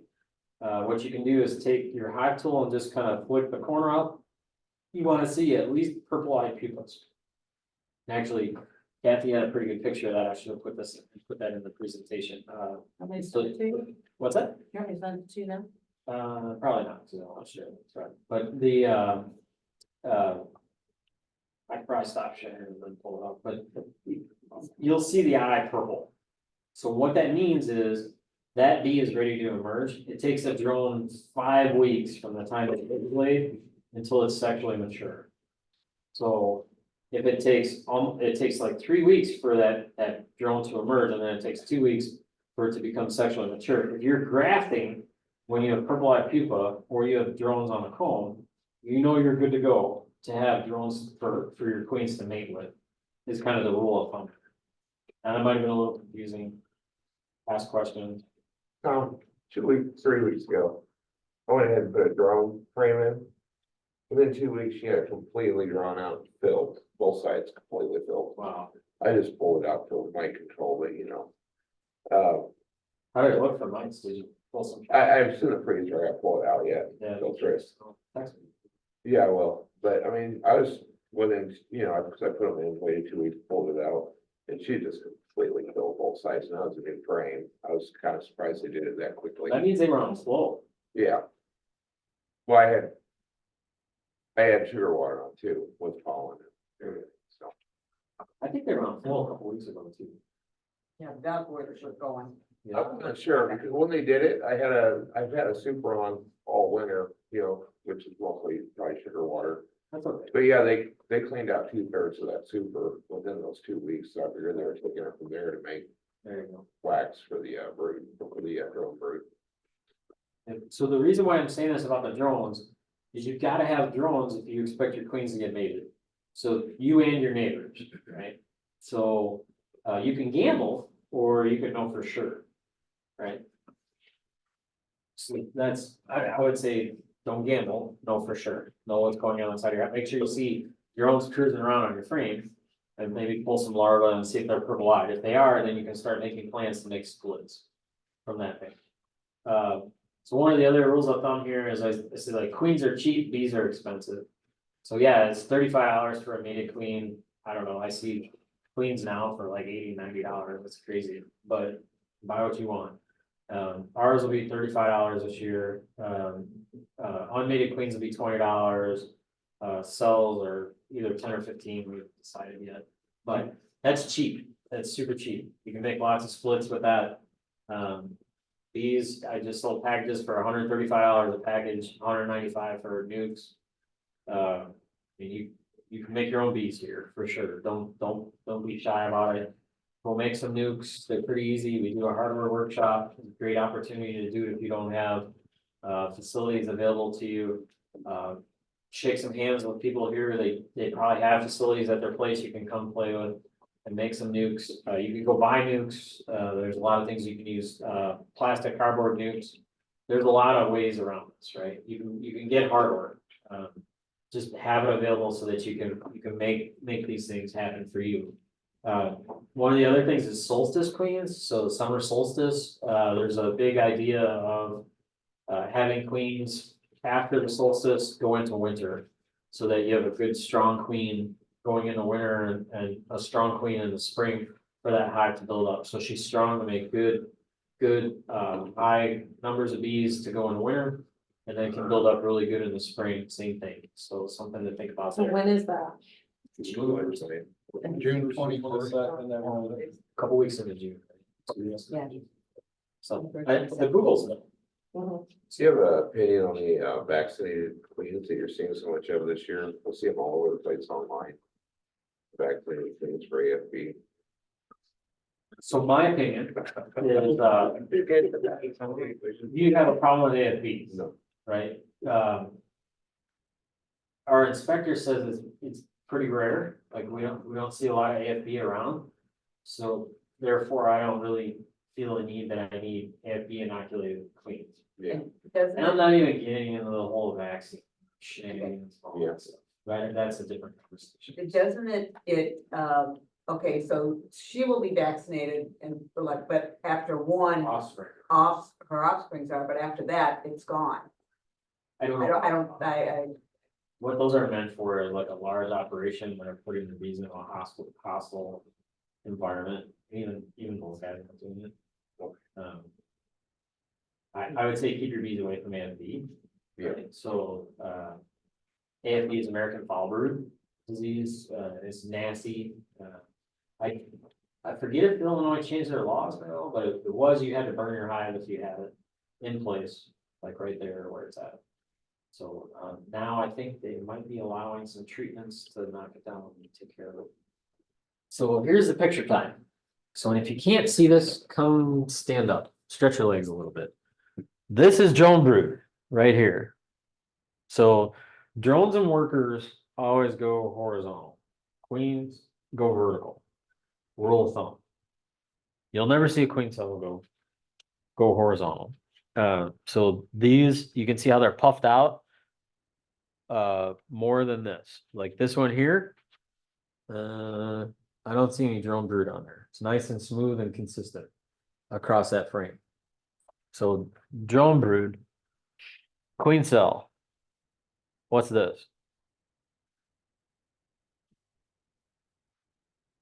What's that? Burcomb. So what's Burcomb?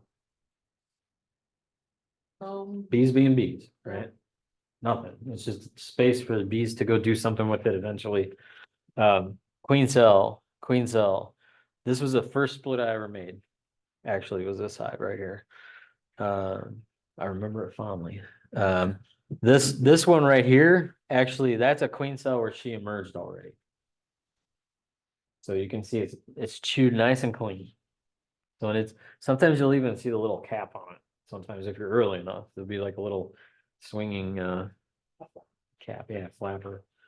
What help me with the context here? Is this the frame we're looking at or? Yes, it's the bottom of, it's actually what I did was I just cracked the lid up, took a picture.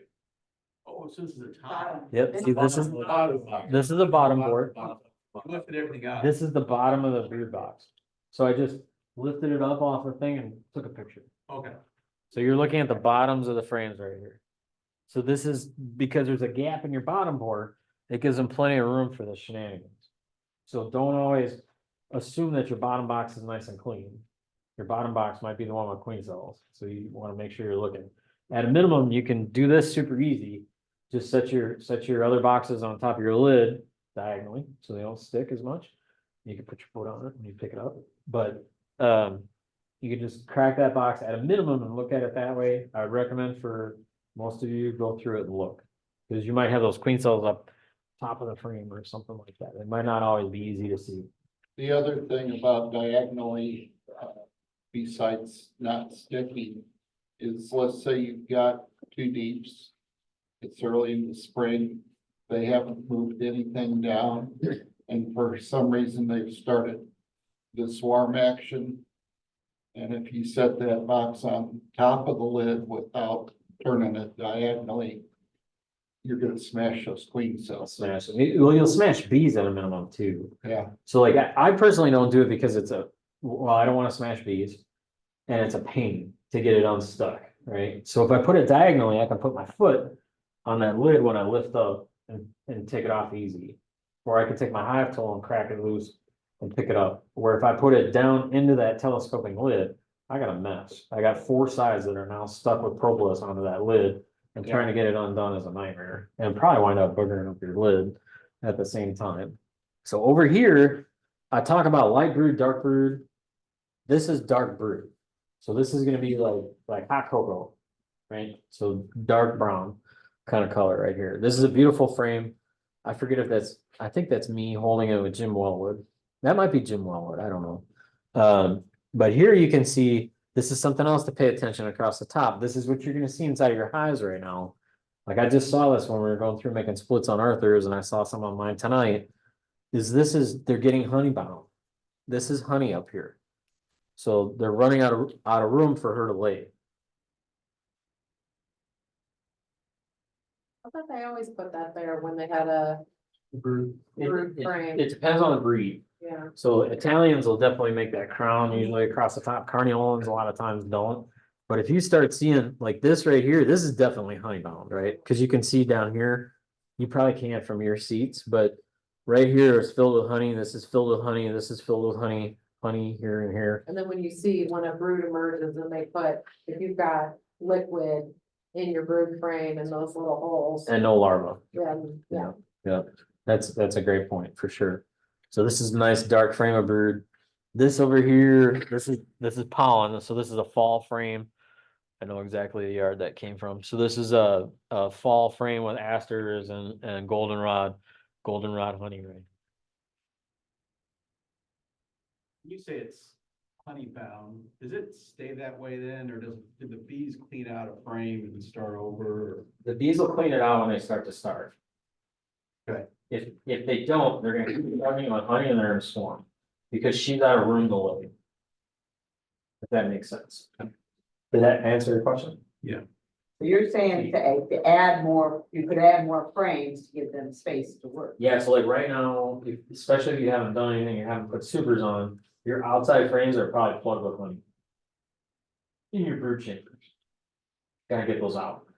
Also with honey, they can take honey and move it out of the brood nest if they have room to move it up. Yeah. They can do that, they don't always do it. So sometimes there's some tricks that, again, my Amish friend taught me is if you take your hive tool and score it, that'll sometimes make them move it up. If it's capped, they won't touch it. I found that to be fairly true. Like I put some wet supers down underneath the hive, especially when I'm grafting queens into it. I'll put a wet super underneath it just to give them feed, and then it just gives them tasks to do, move it up, gives them feed. All right, so what do we got? So we got some queens here. Beautiful Carniola on the left, Italian on the right. You see her? You can stand up. Definitely see the one on the right probably. Yeah, right in the middle. She's right there. One on the left. Final answer, did you find her? Got a wider band clear, the one with the black back. Right There. Yeah. Right where she- So she's a beautiful copper color. You can kind of see the difference. So there's a lot of tricks to being able to find queens. My friend Arthur said something the best. I like it. He said you got to look for the gator tail, because if you walk, she swooshes as she walks, so she'll swing back and forth. Yeah. So that's kind of a good way to spot it. The other thing is a lot of times you'll see that they call it a retinue, where the workers are kind of like staring in at her. You know, sometimes make a bullseye. Not always. My favorite way to do it is like, I don't use a lot of smoke when I go into the hive. I'll do a little bit. I definitely don't get nutty with it. When I crack the lid, I look for the activity on the tops of the frames. So where I see heavy bee activity on there, she's gonna be in those suits, pretty much guaranteed. So here's some nukes. I really like these. They're called the Dr. Coates, COTES. You can find them on B-Source, the plans. You can make 4 out of a sheet of plywood for 26, 28 bucks. Under 30 bucks for a 1/2-inch sheet. It's 15/32 actually. Some tricks on this, use Type-On, at least Type-On blue, if not Type-On green. It's like 2 versus 3. Green is Type-On 3. 3 is waterproof. The other thing here is on the lids, I don't like using 1/2-inch wood on the lids because it warps really easy. It's plywood. So spend the extra money for weather contact plywood. I think it's CDX maybe. Look that up. It's gonna be the more expensive. The other thing is don't be shy on the paint. So make sure you're painting the edges on these, paint them 3-4 times. When you think you're done, paint them again. If you see grain, keep painting. Make sure they're like covered with paint, and make sure you're getting underneath all those seams, those edges, because it's gonna suck up lots of moisture. So now somebody mentioned about moving their bees to another yard. I rarely ever move my bees to another yard. Sometimes I do. It's just pretty rare. This was a swarm, but a lot of times this is how I'll make my splits. I'll literally set the nuke right on top of a hive that I made a split on. They'll be just fine. The bees don't care. And here you can see that warping I was talking about. So the bees just use it as another entrance as long as they're strong. Better what kind of paint you use. That's a political question. For me, I like latex, exterior latex. I've been known to use interior latex when I'm in a pinch. I'll just paint them like 3 months. It's good with latex, you don't have to don't do oil base. I use latex. My Amish friend only uses oil because that's what they use in their furniture shop. And his finishes are perfect. They look like a Mercedes. They're amazing. I would, if this is your baby and you got 1 or 2 hives, do primer, and then paint them, a good 2 coats. Take your time, enjoy the process. If you got kids, get the kids out there, go nuts with them, make them pretty, do all the things, whatever it makes you love your bees, do it. Right, put time and effort into it. If you got a bunch of hives, then it's kind of trying to figure out time and money and all that stuff. I use a sprayer. I spray them usually 2 to 3 coats at a time. I use the mist tints. Now everybody goes and gets the mist tints, so it's kind of hard to find exterior grade mist tints. I really like gaudy, obnoxious colors personally. I hate white. I can't stand white. I don't like it at all. It's too clean, it's too neat.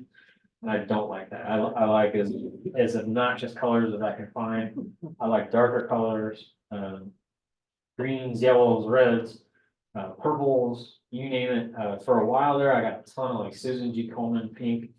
I think they were actually tinting stuff to a color that people didn't want to buy, is what I heard. I love that color, personally. They're really easy to spot in a field. They're easy for the farmer to see. They're easy for the crop dusters to see, all that kind of stuff. So I like gaudy, obnoxious colors, and I like to mix and match my boxes. And if most of my bees are on other people's property, and I make sure that's cool with the landowner beforehand. Because some landowners are not cool with that and they move on to another place to put their bees. So I like boxes that are really weird and awkward and bizarre looking, because it's easier for the bees to find where they want to go and all that stuff, because they usually have a pile of bees in that yard, in that area. Hey, Tom, Yeah. just as reference, do you know if you can wax dip plywood boxes or? what that Absolutely, yeah. costs? Oh, I've okay, so done that some. won't make the plywood come apart. Yeah, it works great. I have some wax dip that they literally held water. They held water over winter and they were fine. Awesome. No warping, no bending, any of that. Matter of fact, I did some at John's when he had his wax dipping set up. I did like a dozen and they look great. That's the way, if you have availability of that. So here, larva, I guarantee you can't see it from back there. Even front row, you might not be able to see it.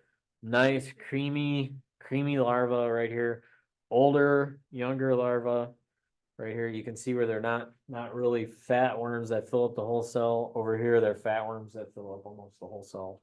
So this is what I'm talking about. This is light brood. It's gonna be like a light mustard color, kind of like that wall, like that kind of color. So a little bit of pollen over here on the edge, a little bit of nectar on the edge. But this is a good, well-fed frame.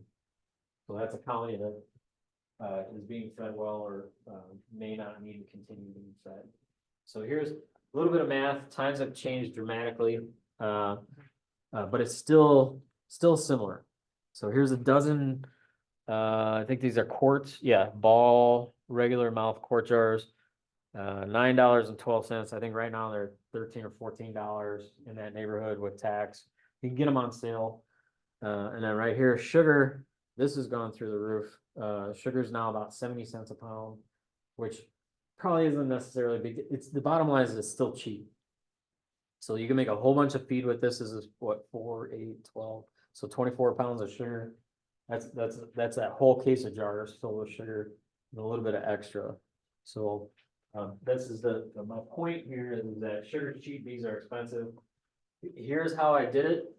This is in the first place I had bees is a place in Atlanta. So this is his whole old sink in his farmhouse. And he's got some nasty water, but you can see how I do it. This isn't very scientific. So when you make syrup, it's 1 part sugar to 1 part water, and it doesn't matter if it's volume, doesn't matter if it's weight. You don't have to get fancy here. You can see what I did was again, I'm not super particular about these kinds of things. I filled it about halfway with sugar. And then I fill it with water the rest of the way. And then I put my lid on. These lids are just mason jars with a finishing nail poked through a little vampire bite on them. I usually use one that doesn't have holes to shake it, to mix it. And then I'll put the one with the holes, or I'll put my fingers over the holes when I shake it, and that's it. You don't have to warm it, you don't have to get nutty. It'll mix together just fine. And then what I do is I drill a 2 3/4 inch hole, I think it maybe is 80 millimeters, something like that, in the top of the nuke. And I usually do it, go back to that picture. I now drill my holes on the ends, not in the middle for those feeders. Because, Why? yeah, so those feeders tend to leak. Especially with spring and fall weather, so when it's warm, when it gets cold and warm, they'll weep and they'll leak syrup. And that's gonna leak down on your cluster in the middle of the hive and get them wet, and then they're gonna get cold and bad things happen. So here's the beginning, here's the after. So here's a 3-frame split in a plywood nuke box sitting on the edge of a field. This is how it starts, this is how it was a week later. Kind of seeing all bearded up on it. And that's pretty much what I got. Questions? Yeah. Just to confuse us all. So I took the queen away. Now the hive, which is very strong, makes 10 queen cells, Sure. okay? There's a time limit on that queen, 15 days. Way less than that. So they're gonna make those cells when they're at 4 days, right? So, just after 3 days. What I ran into is on the 13th day, I had transgressed or whatever, I didn't move the queen cells, they'd already emerged. So when you say they can make a queen with any egg up to 72 days, 72 hours old, it's possible that they can make a queen in 12 days? Well, chances are you probably had a larva on that frame, right? Out of 6,500 cells, you might have missed one egg, right? So they could have used or you might have had what you thought was a frame of eggs, but maybe one of them was a larva. So they could have turned those into there. So what he's saying here is, so the rule of thumb is you don't move your queen cells until day 10. So when I say day 10, that means from the day that egg was laid. But you don't know that day. I usually don't know that. So that's why when I'm doing the on the spot, you do it with eggs. And if I get queen cells in spots that I didn't mash, then I know I gotta move quicker. Right? I don't gamble with it, is the bottom line. So usually when I do that, the next weekend I'm making splits. Because that'll be 10 days. So 1 week from the day I made my marks is gonna be 10 days where they're safe to move. So they'll be physically able to be moved. So they're very In other fragile. words, you can't wait. Just don't want to wait. 1 week later. You could slide a day later or something like that. But you definitely gotta be gelling on the spot. Everything with queens is very time sensitive. From that perspective. So I have one hive in my backyard, I'm just looking to keep it at that. My box my hive overwintered just fine. Yeah. And really strong, and I've been looking at trying the Damares. What are your thoughts on it? Actually, that's a question for Ken, I've never done it. Ken did a little bit of that last year, What's that? the Mari method. Okay, so the Demaray method, Yeah, there's some good videos out there. yeah. But basically what you do with the Demaray method is you force the queen down into the bottom box. And you give her at least a frame or so of brood. Right. You then put a queen excluder on top of it. And then you put 1 or 2 mediums on top of that queen excluder. And then you put another queen excluder on top of that. And then you put all the rest of your brood up in the top box. And You do not give them an upper entrance. Okay. So that all the field bees have to come in. Of course, the nurse bees aren't going anywhere. But the field bees will come in through the bottom and, you know, they'll exchange the nectar, pollen, and go back out and do their thing. The queen will continue to lay eggs in that area, so you may need to have some open comb there for that queen. Right. And then the top box, you're likely to see some queen cells develop there. That's what I was. It's all about what you want to do with those queen cells. We had some that we demorated last year that we had queens emerge. And I just moved them over to another spot. They say you'll get a lot of honey. The problem for me was I saw them putting honey up there, but my wife doesn't let us extract honey from deep frames. Oh. The deep frames, she's like, well, that's. Yeah. That's not, you know. We have only used organic, mite controls like formic and oxalic. And we did try the, what is that one that they have? Hopguard. Did not like Hopguard, it's a sticky mess, it's awful. It didn't seem to control. So we're not doing that no more. You know, that second queen excluder, is that for if any queens are up in that top, they just get kind of locked up in there, or what's that Well, second queen? Yeah, excluder for? so, okay, if you don't have an exit for her, and she's gotta go through 2 queen excluders, it's not gonna happen. So, Right. so, you know, what we did was, and, you know, I use this calculator here to sort of determine when queens would, emerge. And, you know, if I saw queen cells and I decided to leave the queen cells there, then I also looked at the queen and did things to give it into what you would call a mating nuke, so that she could get out and mate. And, to me, it's important to, I only had one queen that was overwintered from 22 this year, and she was the first queen that I noticed cells on, and they were up on the side of the frame, so I've got the feeling she was beginning to bail on me. So she is in a separate box right now, and you know, that other box, the thing I see about the Demoray method is, you know, if they don't have access to a queen, they've got nothing better to do but make honey. Right.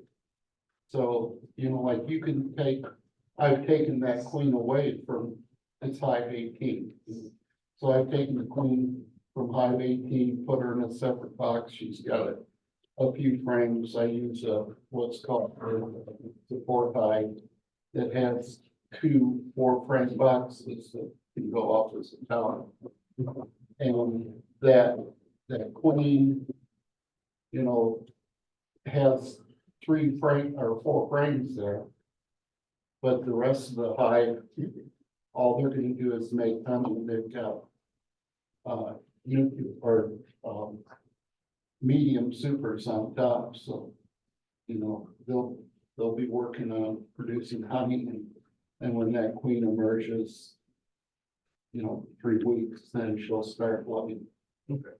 But I'll also monitor and I'll say, oh, I'd like to boost that population up with a frame of fruit from another hive that is producing a lot of bees and needs to slow down a little bit.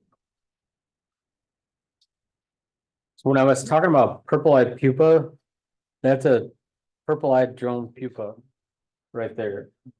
Hopefully you can see that. The eyes, all that stuff. It means it's just a couple of days from emerging. They probably just started getting purple eyes. Hopefully that helps. With that picture though. Thank you. Thank you. Questions, comments? You talked about preventing your swarm. Do you do anything to try to catch swarms? You can catch your own swarm? That's a Joe Sibley question, because I swear he gets all, pretty much every swarm in McLean County he gets, but no, I'm joking. Yeah, I had to go to Woodford and Tazewell to get swarms Tuesday. Right, he does get a ton, but, I'll tell you how I do it, I only get a couple calls a year, I mean, I'll get some of mine, if I'm lucky. But, what I do is I keep so like from now on, I keep a nuke box or two in my truck. And then I take a bed sheet, like a flat sheet, and it doesn't matter what color, but whatever it is, as long as it's light.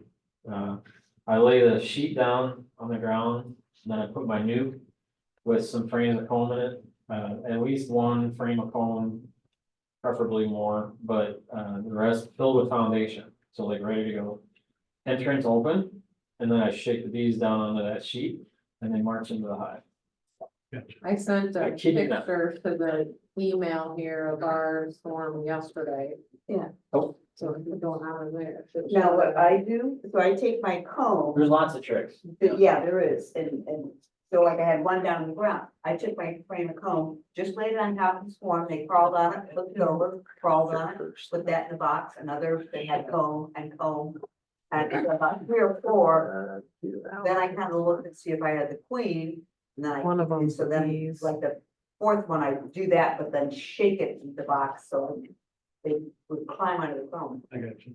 So now what I also do is where I put my swarm traps is Oh, there we go. surrounding where the aviary. But I walk my dogs morning and night, so I can look up and see if there's any swarms around.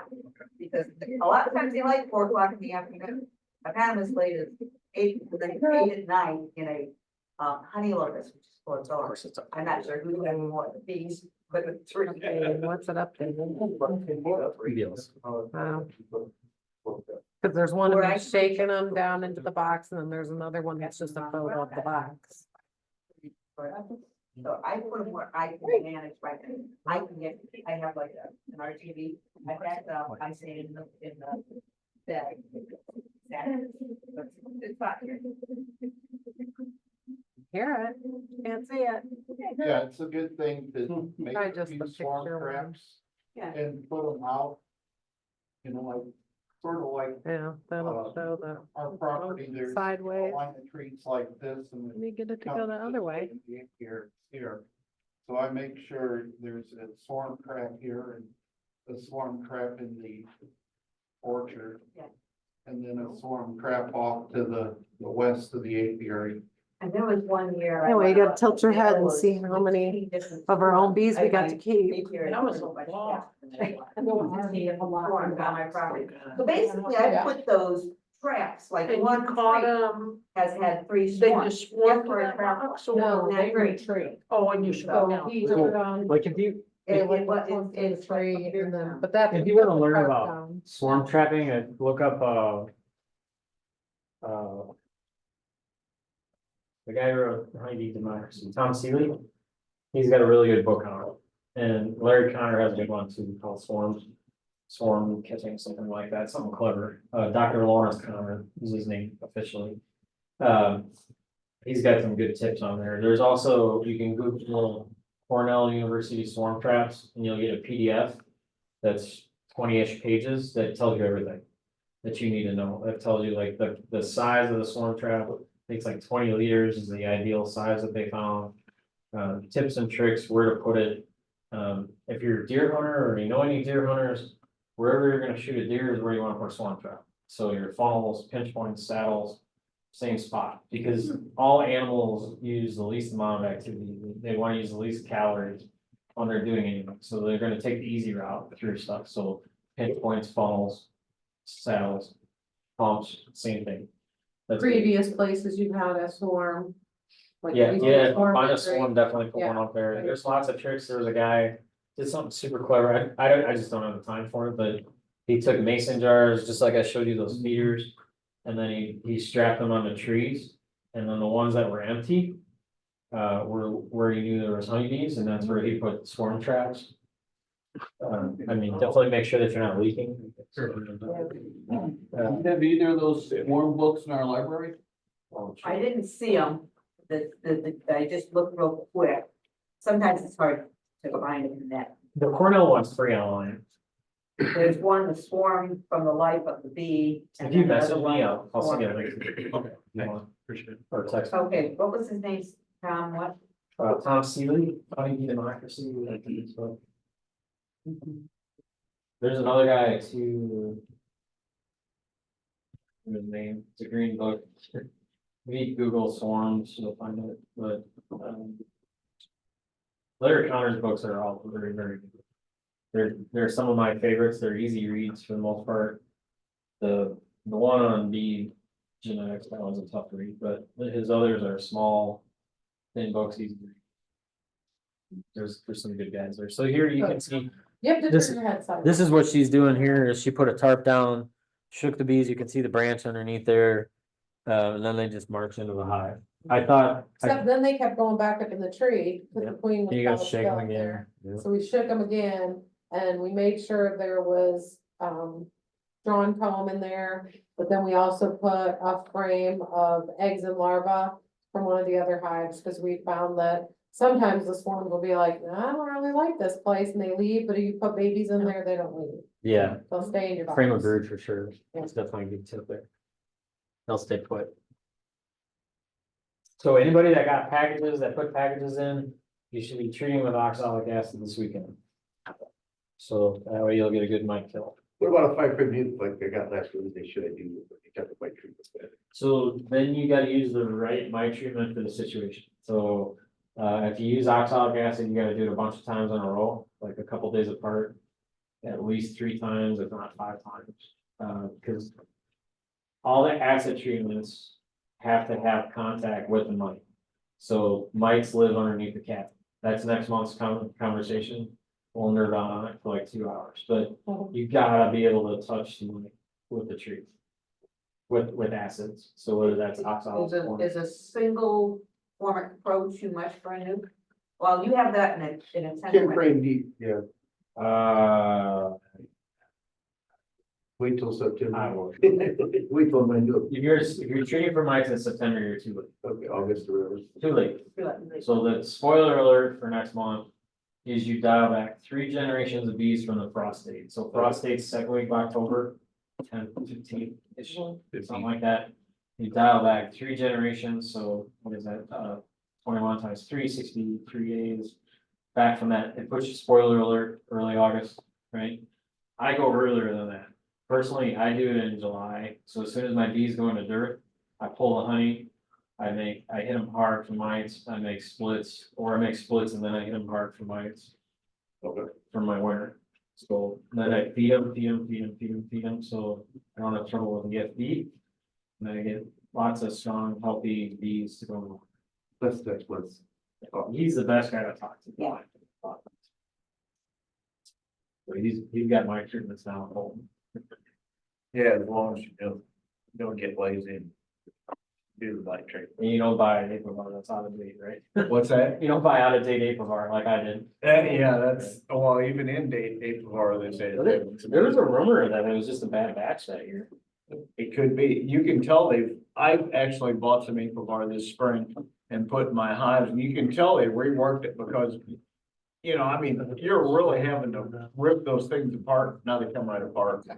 They've probably changed things, and it makes me wonder if they've reformulated or changed the medium that they're putting it into, impregnating it into. So with that, have fun with your bees. You should be going through your bees at least every other week. So if you go through it every other week, you can take action. If you do it longer than that, you go for a ride in a tree. I know, for me, I go through every single frame, looking at every queen cup, Look and see if there's eggs. That's the only way you're gonna tell them. You can't guess just by the top box. Well, and even with